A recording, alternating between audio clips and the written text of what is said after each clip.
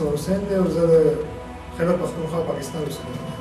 فلسطین کې نن کوم ظلم شروع دی فلسطین وروڼو سره فلسطین خویندو سره کوم ظلم کېږي بې ګناه خپل کور کې بې کوره شوي دي خپل وطن کې بې وطنه شوي دي نو دې ظلم په خلاف 30 مارچ باندې کوم ګلوبل مارچ کېږي هغه کې به زه انشاءالله خامخا د فلسطین حق کې شرکت کوم.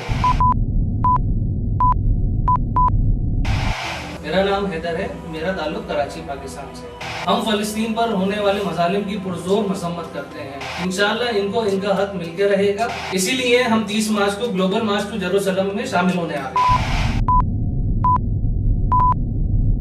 मेरा नाम रज़ा है और मेरा ताल्लुक इंडिया वगैरह से। हम फ़लस्तीनी मज़लूम आवाम पर इजरायली जारहियत की पुरज़ोर मसम्मत करते हैं और इसीलिए हम 30 मार्च को ग्लोबल मार्च टू जेरूसलम में शिरकत के लिए आ रहे हैं।